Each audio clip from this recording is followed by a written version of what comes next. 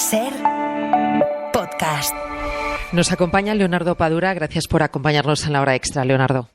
Gracias a ustedes por la invitación. Estás presentando tu última novela, Morir en la arena, retrato de una generación que nació al calor de la efervescencia revolucionaria y que con el paso del tiempo pues acabó siendo una vida miserable, sin futuro, sin expectativas. ¿De qué necesidad surge contar esta historia? ¿Por qué ahora, Leonardo? Quiero contarla ahora porque un poco hemos entrado en un momento crítico con respecto a la vida de una generación. Es mi generación, la generación que ha llegado a los finales de los 60 años, los 70 años, el momento de la jubilación, en una coyuntura socioeconómica y política en la que vivir de una jubilación en Cuba es imposible. Hay una comparación, un ejemplo que es muy gráfico, y es que una jubilación puede ser de alrededor de 2.000 pesos y un paquete de 30 huevos vale 3.000. Entonces ya por ahí te podrás imaginar lo que se puede hacer con una jubilación cubana. Esto significa que la gente tiene que practicar las más diversas estrategias de supervivencia, depender de los envíos que le hagan algún familiar que tenga fuera de Cuba, seguir trabajando, buscar alguna vía alternativa de encontrar fondos, o empobrecerse, o incluso, como lo hemos visto, algo que en Cuba no existía, de verdad no existía, es gente mendigando y gente sacando cosas de la basura para poder sobrevivir. Es muy doloroso ver ese panorama y eso me motivó a intentar de hacer una especie de recorrido por la vida de personajes de esta generación hasta llegar a ese presente. Por eso aquí hay esos personajes que estudian en una escuela primaria en los años 60, una bandera que se levanta y hay un personaje que se cae del asta incluso, esa Nora que en la universidad es expulsada por tener una opinión, ese Rodolfo que va a la guerra de Angola y regresa traumatizado, ese otro personaje, Jenny, que va a la República Democrática Alemana y asiste allí a la caída del muro de Berlín y tiene una experiencia un poco complicada en los años ese del periodo especial, lo que ha ocurrido todo después, y en el medio de todo esto pues hay un acontecimiento dramático muy fuerte que es un parricidio, que es lo que impulsa todo el dramatismo de la novela, toda la trama de la novela, hasta este momento en el que comienza el libro, que es cuando ese personaje que ha estado 30 años en la cárcel va a salir y se va a encontrar con su hermano y con su exmujer, y ahí empieza todo el desarrollo de la novela. Empieza toda la historia. Vamos a hablar ahora de ese parricidio y de esos personajes tan interesantes, pero volviendo un poco a la situación del país, a la situación de la isla, no sé si hay mejor metáfora que con la que empiezas la novela, ese excremento de gato que pisa uno de los protagonistas, Rodolfo, y que comparas con la mierda existencial e histórica que lleva sufriendo toda su vida. Dice el protagonista, un día de mierda en un país de mierda que se va a la mierda. ¿Esa es la mejor forma ahora mismo de definir la situación en la isla? Para mucha gente sí. La trama social cubana fue muy compacta durante años. Orwell decía que todos éramos iguales, aunque había algunos que éramos menos iguales, pero en realidad éramos muy iguales. Pero esa trama a partir de los años 90 se empezó a dilatar y en estos años está mucho más dilatada. Aparecen como destellos de riqueza, pero hay un gran bolsón de pobreza. Y esa gente, pues, su destino es muy triste, muy lamentable, ya no diría que incierto, es muy cierto, en el sentido en el que están viviendo en esa pobreza de la cual no sabe cuándo van a salir. Porque estos cálculos que hice cuando tú me hiciste la primera pregunta, aplícalo para todo en la vida de estas personas, cómo se puede sobrevivir así. Entonces, están viviendo una vida de mierda. Como decías al principio, hay gente buscando entre la basura. ¿Cuál es la situación en la isla? ¿La recesión que está sufriendo estos últimos años es la peor de su historia reciente? Yo creo que sí. Aquella crisis de los años 90 fue muy profunda. y fue como abrupta, ¿no? De pronto todo empezó a faltar y faltó todo. Pero, no sé, quedaba todavía como un impulso de que a lo mejor las cosas podían cambiar de cierta forma. Hoy ese impulso creo que prácticamente ha desaparecido. La mística que podía haber existido ya para la mayoría de la gente no existe. Todavía tú oyes discursos triunfalistas y a mí esto lo oigo y digo, bueno, ¿cómo van a hacer un discurso triunfalista en un país donde faltan tantas cosas? Ahora, recientemente, antes de salir para acá, vi en el noticiero que han venido unos chinos de China a enseñarnos a los cubanos cómo gestionar la industria azucarera. Después de que fuimos durante 2 siglos los grandes productores de azúcar del mundo, los que más sabíamos de la tecnología de la producción de azúcar, la siembra de la caña de azúcar, en fin. ¿Recuerdas? Y esto no es extemporáneo, que en el siglo XIX, Cuba, cuando ya se han producido las independencias del resto de los países de Hispanoamérica, Cuba era el territorio más rico de España, gracias a su industria azucarera, fundamentalmente. Pues bueno, este año leí hace poco que la producción de azúcar de este año, de esta zafra, es la más baja en 125 años. Es decir, que desde el siglo XIX no había una producción tan baja de azúcar. Entonces, ¿cómo va a funcionar esa economía con esos déficits, con esas incapacidades? Como decía uno de tus personajes en la novela, es una isla, es un país en el que falta hasta la esperanza, ¿no? No sé si esa recesión económica se puede hablar también de esa crisis económica, pero también de una crisis política, de una crisis medioambiental, de una crisis incluso social y de valores de la sociedad. La crisis de valores es indudable, porque hay un axioma bastante terrible, que es que la miseria crea miserables, ¿no? Entonces los comportamientos de mucha gente pues derivan hacia egoísmo, hacia falta de solidaridad, hacia falta de sensibilidad con respecto a muchas cosas. Y se te va endureciendo el corazón. Esto es terrible. Yo recuerdo que yo tuve la primera imagen de qué cosa era la pobreza cuando fui a Angola en el año 1985-1986 y vi gente sacando comida de la basura.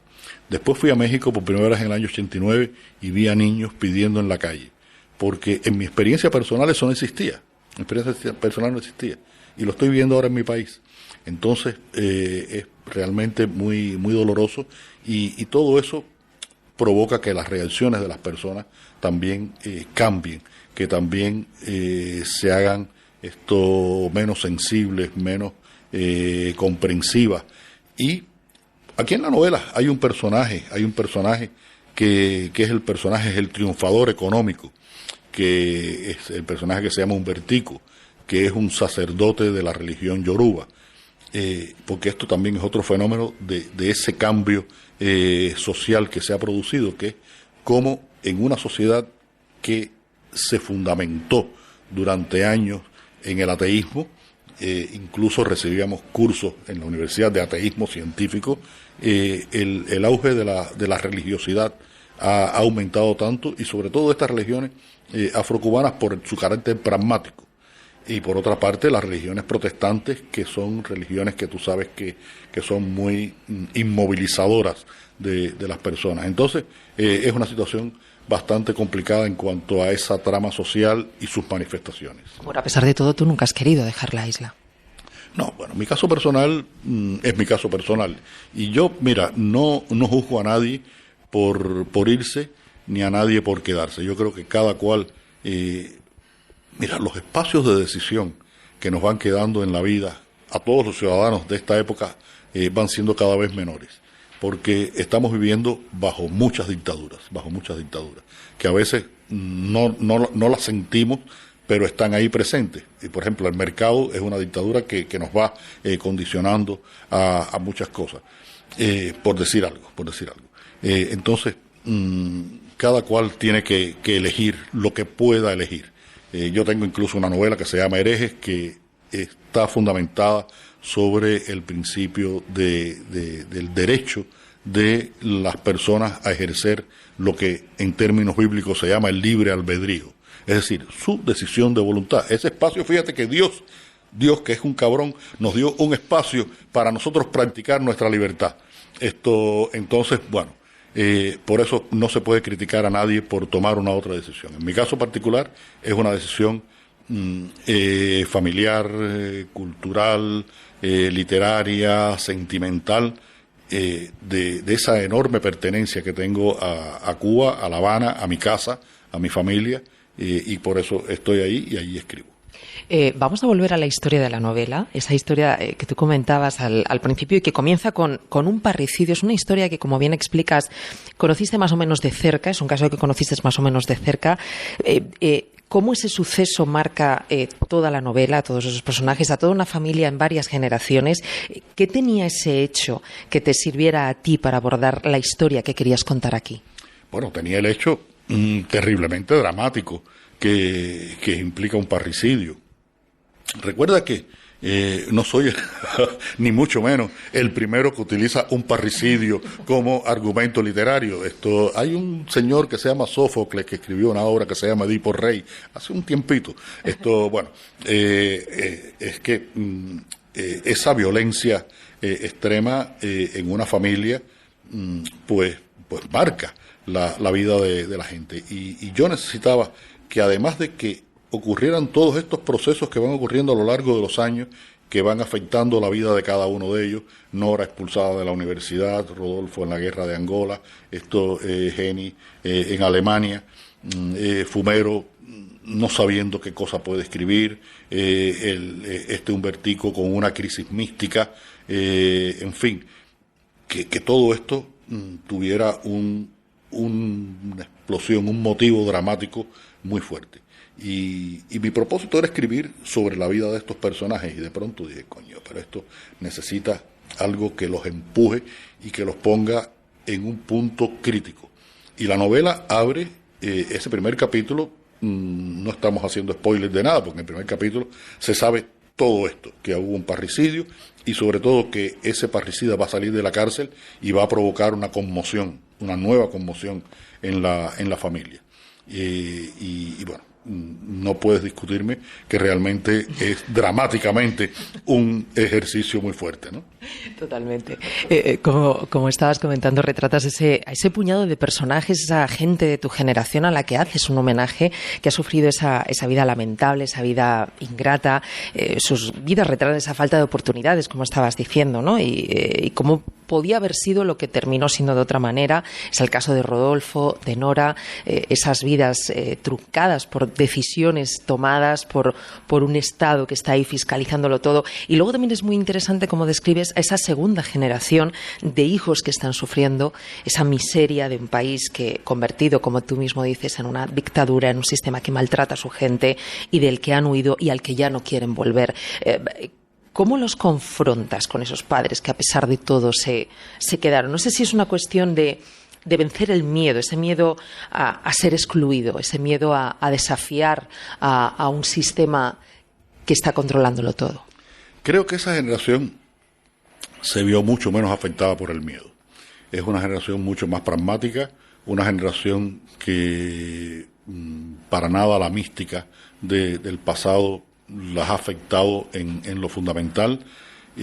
No quiero generalizar porque puedo ser injusto. Creo que hay personas que siguen creyendo en esa mística y también tienen su derecho a creerlo, y otras que no. Y la mejor demostración de que hay muchos que no creen en esa mística es el 1,000,000 y tanto de personas que han salido de Cuba en los últimos años, la mayoría de ellos jóvenes.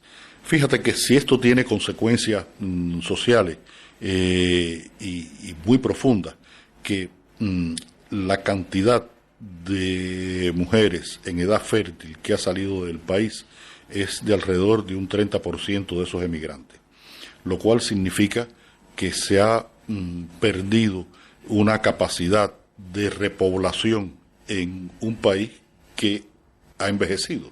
Tenemos una situación demográfica más o menos parecida a la de España.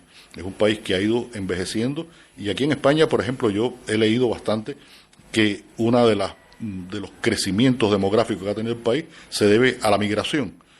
Y que muchos migrantes tienen hijos, en fin, que eso balancea. En Cuba no ocurre eso, en Cuba pierden esas mujeres de edad fértil y no las recuperan. Y el país va envejeciendo y esto va a traer muchas consecuencias en el futuro.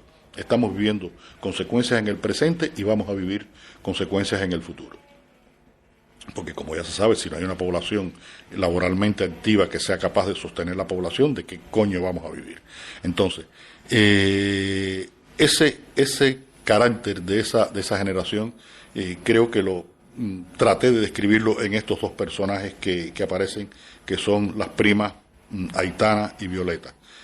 Una Aitana que es como un huracán, que lucha y trata de resolver sus problemas y que no para, y una Violeta que es un poco más pasiva, pero que llega el momento en que también opta por la migración, y bueno, por eso después también por su propio carácter termina perteneciendo a una religión de estas que son también muy opresivas, protestantes que son muy opresivas, en fin, como todas las religiones. Pero bueno, son actitudes posibles en esa generación. Recuerda también que una de mis novelas más recientes, como Polvo en el Viento, yo hablo de esta diáspora cubana. Hablo sobre todo de la diáspora de mi generación y la diáspora de los hijos de mi generación, y cómo hay distintas actitudes. En esa novela, como Polvo en el Viento, hay un momento en que el personaje principal, Clara, su hijo, que está estudiando ingeniería en la universidad, tiene clases ese día, y ella ve que a la hora de irse para la universidad, él baja todavía en el short y la camiseta con que duerme, y le dice: ¿qué pasa? ¿No tienes clase hoy por la mañana? Y le dice: sí, tengo clases, pero no voy a ir. Y dice: ¿y por qué no vas a ir? Dice: porque no voy más a la universidad. Y dice: ¿y por qué no vas? Porque si me gradúo de la universidad no me dejan salir del país. ¿Y tú quieres irte del país? Sí. ¿Y por qué quieres irte del país? Porque no quiero, cuando tenga la edad tuya, vivir como tú. Es una declaración terrible, y creo que con eso te explico todo el pensamiento de esa generación. Es un retrato de una generación, y va retratando también 50 años de historia en la novela, pues desde los primeros años de la Revolución hablas hasta la actualidad, pasando desde la guerra de Angola, como has comentado en un par de ocasiones, a la perestroika, a la caída del muro de Berlín. ¿Cómo, o incluso la pandemia también, hasta tiempo más reciente, ¿no? Y cómo cambió nuestro mundo y nuestra forma de vivir. ¿Cómo se han vivido esos acontecimientos desde la isla? Mira, también depende mucho de la situación de las personas y de las percepciones que puedan tener sobre determinados acontecimientos. Hay algo que a veces yo digo, coño, es terrible. Veo cómo hay personas que están en la vida para que la vida pase por ellos y ellos no pasen por la vida. Muchas. Que un poco, si vas y le preguntas ahora eso mismo: oye, ¿en qué año se cayó el muro de Berlín? Te dicen: en Berlín había un muro. Y son gente posiblemente que tengan 30, 40 años.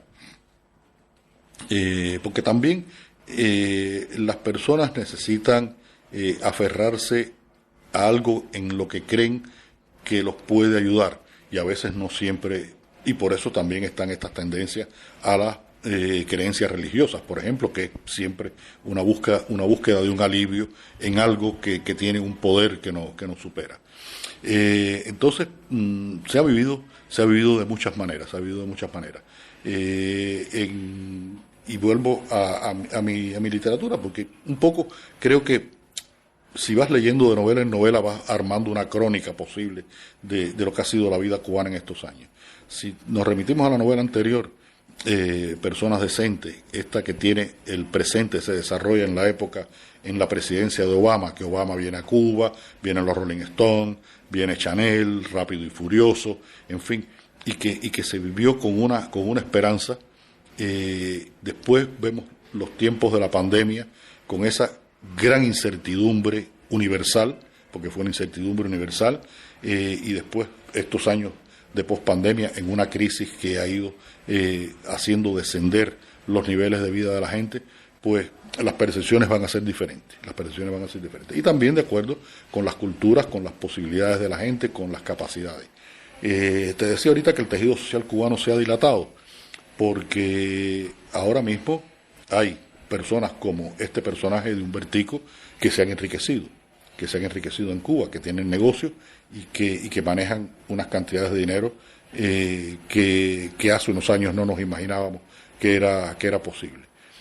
Porque han aprovechado las deficiencias del Estado, los vacíos del Estado, para poder hacer estos negocios. Entonces, para ellos la percepción de la realidad es, por supuesto, diferente a la del que está recogiendo basura en una esquina.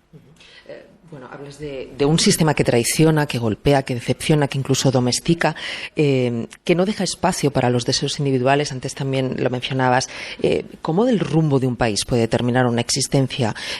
No sé si en este sentido también sirve de algo el buscar culpables. Mira, siempre es importante buscar culpables, pero no refugiarte personalmente en la culpabilidad de los otros. Hay veces que la realidad te supera, que los poderes te determinan tu existencia, y eso ocurre sobre todo en sistemas como el que existe en Cuba. Te pongo un ejemplo de algo remoto, pero que puede haber pasado muchas veces. Cuando yo estudiaba en el preuniversitario, yo jugaba mucho béisbol y quería ser jugador de béisbol, y me di cuenta de que no podía, de que no iba a ser buen jugador de béisbol, y dije, bueno, pues voy a estudiar periodismo para ser cronista deportivo, para escribir sobre béisbol. Y cuando llegó el momento de hacer la prematrícula en la universidad, me dijeron que ese año no habría la matrícula de la Facultad de Periodismo, porque alguien había decidido que había suficientes periodistas en Cuba y que ya no hacía falta más periodistas. Eso determinó mi vida. Una decisión de alguien con poder para decir algo tan estúpido como que no hacían falta más periodistas. Pero el caso fue que no habría la escuela de periodismo.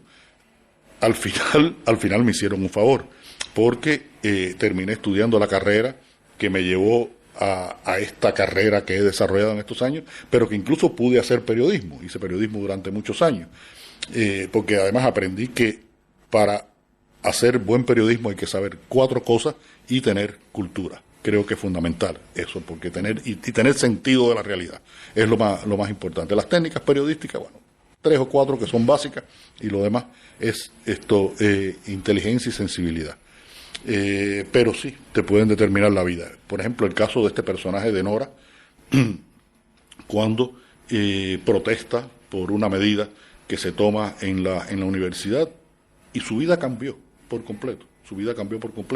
Ya no fue la misma persona, y es la que hace estos juicios de que ha sido golpeada, traicionada, mancillada por la realidad. Bueno, hay un cansancio histórico, y también es cierto que tampoco es todo culpa del Estado. De hecho, yo creo que la idea de que no todo es culpa del Estado la introduces cuando hablas de la decisión de Sophie, de cómo una decisión en un momento determinado te puede marcar una vida entera. Esa idea de que el destino también está en tu mano, ¿no? Sí. Esto es muy importante. Yo creo que las personas muchas veces no tienen la capacidad o la posibilidad de tomar determinadas decisiones, pero otras veces sí las tienen, y las toman o equivocadas o inconscientemente. En Cuba, por ejemplo, hay un problema en los últimos años, que son los embarazos adolescentes. Las muchachas que salen embarazadas con una edad muy joven, o bien tienen que hacerse una interrupción, o a veces incluso tienen la criatura. Esa decisión que es tan simple como usar o no usar un condón, te puede cambiar la vida, y es una decisión personal. El Estado no tiene nada que ver con eso. Entonces, lo veo a mi alrededor. Veo muchachas que podían tener otras posibilidades y terminan siendo eternamente camareras en una cafetería, porque es lo que pueden ser de acuerdo a su educación, a sus posibilidades, a su tiempo, porque tienen que mantener unos hijos, en fin. Y te pongo este ejemplo que es muy elemental y muy común, pero también es muy universal, porque sabes que es muy universal, que como una decisión tomada en un momento determinado esto puede cambiarte la vida, o como en el caso de ese señor que dijo que no hacía falta más periodistas en Cuba, te puede cambiar la vida en un sentido que al final para mí fue beneficioso. Otro de los grandísimos temas que tratas en la novela es el tema del perdón, de la redención. El perdón libera, pero como dices en la novela, lo importante quizás es vivir tu vida al margen de lo que hayan hecho los demás. Sí. Llenarte de rencor, lo único que puede hacer es enfermarte. Uno tiene que ser capaz. Es difícil y hay experiencias que son imperdonables y que no somos capaces de hacerlo.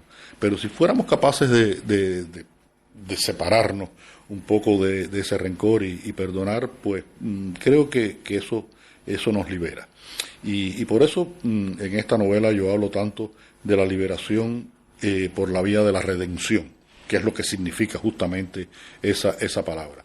Porque creo que los dos protagonistas fundamentales de la novela, Rodolfo y Nora, se redimen cuando son capaces de pasar por todas las cosas, y no quiero ser muy explícito porque no quiero hacer spoiler, pero llegan a tener una posibilidad de redención, no vamos a decir cuál.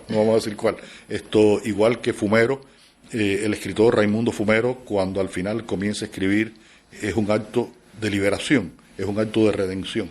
Y si se perdona o no al parricida después que ha cumplido con su condena, que es la condena a la que lo someten los hombres, pero siempre también se dice que están las condenas divinas. En fin, que son procesos muy complicados y volvemos. Y esto creo que es importante.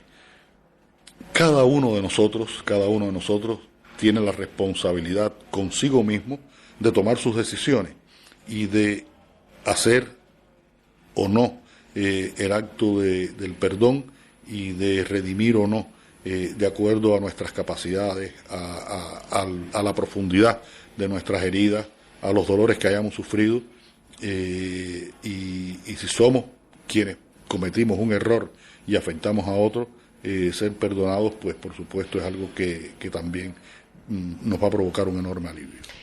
Rodolfo, uno de los protagonistas, uno de los grandes protagonistas de la novela, acaba de jubilarse, con esas expectativas, como decíamos al principio, de miseria absoluta.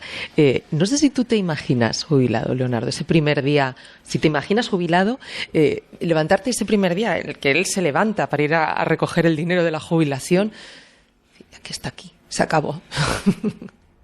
En mi caso, a ver, imagínate que yo hago un trabajo que lo primero que pasa con mi trabajo es que me satisface mucho. Cuando yo termino una novela, tengo estos periodos que viene el trabajo de promoción, que por ejemplo este mes va a ser un mes muy intenso, después voy a ir a Colombia, después voy a la Feria de Guadalajara, voy a estar 2 o 3 meses muy activo. Pero llegará un momento en que las aguas volverán a tomar su nivel, y lo que más miedo me da a mí es no tener ideas para trabajar una novela. Siempre tengo la posibilidad de escribir un ensayo, de hacer el periodismo que hago, es decir, que me voy a mantener activo. Pero no me veo jubilado. Hay una historia muy simpática de un escritor que escribía mucho y terminó una novela un día por la mañana, la puso en la época que se ponía en un sobre, la puso en el correo, la mandó para la editorial, fue al mercado, fue al parque, fue a un restaurante y almorzó, fue para la casa, hizo una siesta, se levantó por la tarde a las 6, se tomó un café, estiró los brazos y dijo, ¿qué coño hago ahora? Y fue para su estudio y empezó a escribir otra novela. yo creo que a mí al final me va a pasar lo mismo. Te va a pasar eso. Bueno, de todas formas también tú no has tenido problemas para publicar, quizá eso, para publicar tus novelas, quizá eso te ayuda a seguir viéndote escribiendo hasta el final. Sí, ha sido, mira, es fundamental la seguridad que te ofrece tener una editorial y no estamos hablando de cualquier editorial, estamos hablando de Tusquets para tu trabajo. Esa confianza, esa seguridad que me da, que incluye algo tan importante en el trabajo del escritor como es la seguridad económica, porque a veces a la gente le cuesta trabajo hablar de dinero, porque dice, bueno, eso es un poco vulgar, no sé, en fin. Yo creo que sí, que uno necesita esa seguridad económica para poder escribir con la menor preocupación posible. Yo sé que muy pocos escritores lo consiguen, poder vivir de sus derechos. Yo he tenido esa posibilidad y se lo agradezco a todo a quien tenga que agradecérselo. Pero el hecho de tener esa seguridad, que es una editorial que respalde tu trabajo, que haya apoyado tu trabajo, que lo promueva, que incluso gestione la edición en otras lenguas de tu trabajo, pues te da una enorme tranquilidad. Leonardo, ¿tú crees que uno puede ser libre o, como dice tu escritor, la vida es una pelea perdida? Uno tiene que tener los espacios de libertad que se le permitan. Depende de muchas condiciones. Hay condiciones políticas, hay condiciones económicas, sociales, condiciones epocales que pueden limitar nuestros espacios de libertad. De eso yo hablo mucho en esta novela Herejes que te dije, ¿no? Como en sociedades que se precian de darle gran libertad a sus ciudadanos, pues hay espacios, normas, que coartan esa libertad, incluso la condenan cuando la ejerces y te catalogan de hereje. Pienso que en la posibilidad que tengamos, ejercer la libertad es muy importante. Y en el caso de la literatura, específicamente de la novela, pero en general de la literatura, en general del arte, en sentido muy general, la libertad es muy importante. Hay que crear desde la libertad, porque no siempre es posible, para muchos, a veces es incluso imposible, pero uno tiene que buscar esos espacios de libertad para poder hacer lo mejor posible lo que intenta hacer. Pues nos quedamos con esa idea. Leonardo Padura, ha sido un verdadero placer esta conversación. Muchísimas gracias. Muchas gracias a ti, muchas gracias. Para no perderte ningún episodio, síguenos en la aplicación o la web de la SER, Podium Podcast o tu plataforma de audio favorita.